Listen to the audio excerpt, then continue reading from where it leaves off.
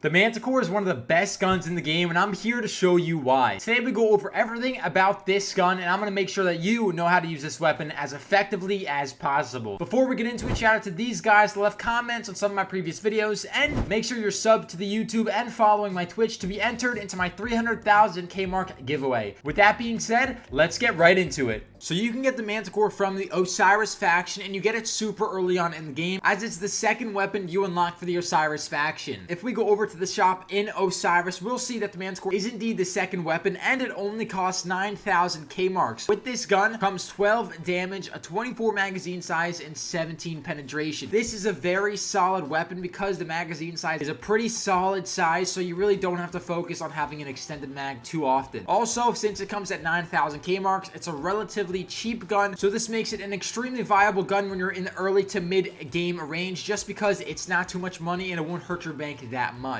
For this weapon, I'm not going to stack it with purple attachments because I think with white attachments, this thing is a beast. There is one exception though, and that is the optic. For the optic, the base iron sights on the weapon is already super good, and I'm going to show you two optics at the end when I'm doing my PvP fights. But for now, I'm going to show you what I like to use, and again, it's all up to what you like, but I love rocking the holographic sight, and the only difference between the holographic sight and the normal iron sights is the width of the sight. You'll see in the game when you're using iron sights, it's a very thin kind of triangular shape, but when you have the holographic sight, it's kind of more of like a big U, so you can just see more. The reticle is identical to one another, so the iron sights for the Manticore and the holographic sight reticle is the exact same. So again, it's up to you how much spacing you want in your scope. Now, if we go over to the quick shop, I'm going to show you the attachments that you must have for the Manticore, because attachments actually make a huge difference on this weapon. If we go to attachments, we're going to see the same things that we usually always get. Speaking quickly on the 2x optic, it is a viable option. I don't like using it because I usually rock a sniper secondary, but if you want to rock kind of this and a bulldog, you could put a 2x on this and it'd still be a very effective weapon. But let's get on to the actual attachments. So for the mag, we're going to rock a medium quick draw to reduce the reload time. We're going to be rocking an angled foregrip to control that recoil when we're firing, shooting the gun. I usually don't rock a tactical light. You could, again, all up to you what you want to rock with that. For the stock, we are running standard stock, again, to reduce that recoil and try to help us win as many gunfights as possible with as little recoil as possible. And then we make our way down. Again, we're going to go to the medium muzzle brake. This is a must because it also reduces the recoil when firing. If you want to rock a suppressor for silencing, you can, because this gun suppressed and the flechette suppressed sound identical. It's the same exact sound, so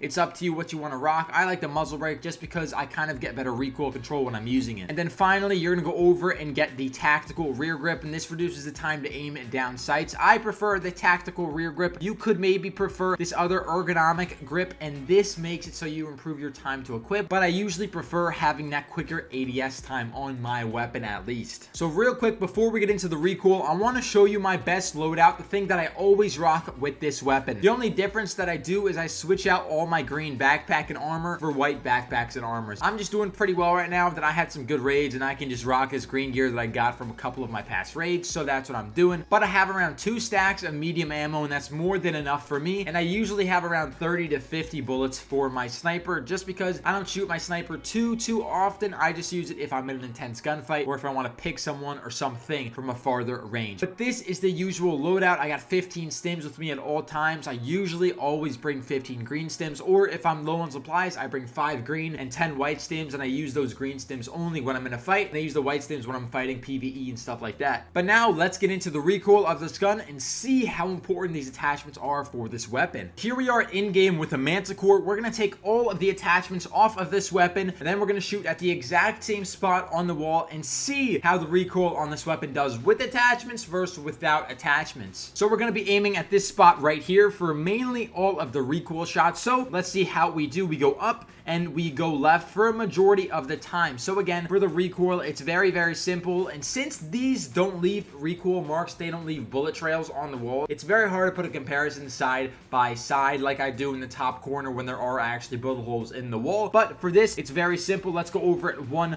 more time and see how it does without attachments. So again, we go straight up and we go to the left and then down further. So we go up, we go to the left, and then we go a little bit more to the left. So this is the recoil pattern for this weapon. And again, if you want to go against the recoil pattern, you're going to want to do the complete opposite, right? So if we go up in the beginning, we're going to go down in the beginning. If we go a little left, we're going to go a little right. And then if we go a little bit more to the right in a more straight way, we're going to go a little bit more to the right. So this is the recoil pattern that we're going to hold on our mouse. We're going to go down to the right and then a little bit more extended to the right. So again, you got to do the opposite of what the recoil pattern is telling you. And this is without any attachments. So let's go over and see what it's like with attachments. So now as we see, we're putting the attachments back on. And right here, we're going to aim at the exact same spot on the wall as usual. And let's see what the difference is. Let's see if the pattern's the same. We go up, left, and then a little bit more left. The only difference that I see with attachments versus without attachments is the spacing of the bullets. There is a little less space between each bullet when we're using attachments. So that just means you don't have to hold your mouse as tight. So for example, if the recoil pattern goes up to the left and then a little bit more to the left with attachments on the gun, you're going to have to hold that, but a little less. So imagine this is the line without attachments. With attachments, it's going to look like this,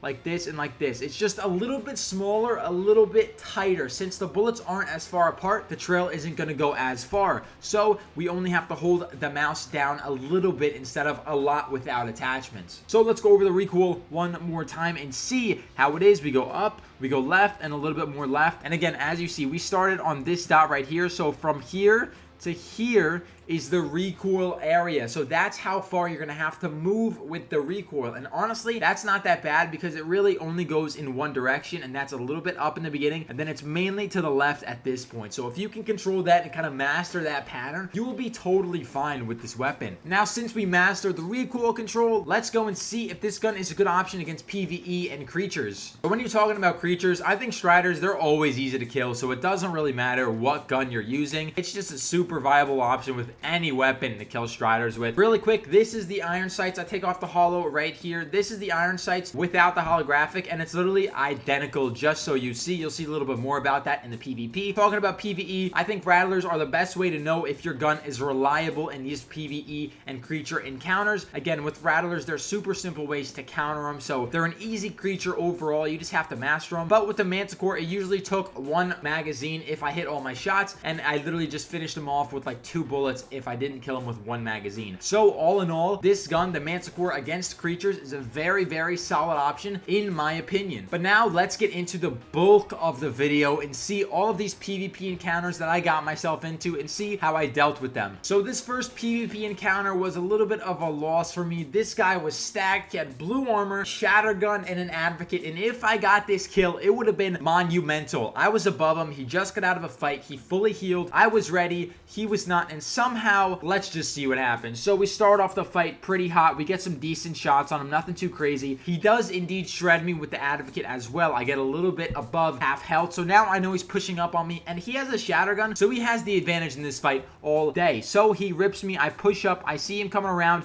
I jump off, get some decent shots on him, but as we see, my health is completely diminished, and I only have 6 bullets to work with here. So I push up, I try to see where he goes, I shred him even more, but then I run out of bullets, and I just can't get the kill on him. Let's go over that one more time and see what I really could have done there. So he starts pushing up, I get some solid shots on him, but he also gets shots on me. Right here, I probably should have kept height, and I shouldn't have dropped down, but I tried to style on him, but sadly, he had the shatter gun, and he just decided to absolutely cook me with his guns. But you'll see right here that I almost killed him. I was so close to killing him with my Manticore. I hit him for 98, and he hit me for 106. So it was an extremely intense fight. Really, really, really, really close gunfight. And if you're watching this, Pyro, GG's, my man. This next gunfight was extremely difficult for me because I was just kind of reading my phone. I was just running in a certain direction, and then I get shredded from somewhere. He doesn't hit me for much, but he hit me. He scared me. He had a scrapper, and I knew that if he came close, it was probably going to be a tough gunfight. Right here, he did shred me. He got me absolutely low. I was basically half health, and I had to hit all of my shots to win this gunfight. But here, I have 2 bullets left in the mag. I hit my shots. He also runs out of bullets, so we both reload, and we both have the same idea. He pushes me. I go for a jump shot, and I somehow kill him. I honestly don't think I should have killed him just because of this one spot right here. So he does shoot me. He starts pushing up on me, and right here is where I should have lost this gunfight because I missed every single shot on this guy. I didn't hit a single shot right there, and that just set me up for failure failure, but luckily I got a reload off and I just managed to hit all of my shots, and I beat out a scrapper and an SMG in a close range when I had a Manticore. So all in all, this gun is very, very solid in all areas. You just have to understand that if you miss your shots, you're in for a bad time, but that goes with any gun. Right here, I just have to show you something, because I mean, this Timmy had no idea what he was doing. I felt really bad. I tried talking to him, but he just didn't respond to me, so I just decided to put him out of his misery. One thing you have to learn is just never camp in a stairway, because again, there's glass on a lot of ceilings, there's doors everywhere. He thought I could only come in from the bottom way. I mean, sadly for him, I just landed on the roof and opened the door, and I decided to shred him. But again, you'll see how many bullets it takes to kill me. So I have 21 bullets right now, then I have about 9 bullets when I actually kill him. Let's go over that just really quickly, see how many bullets it did take, because I shoot 3 bullets at this wall right here, and I just don't know why. So I have 21 bullets left in the mag. Let's see closely. I hit basically every shot, and I have around 8 to 9 bullets when I kill him. So 21 bullets, 9, that's 18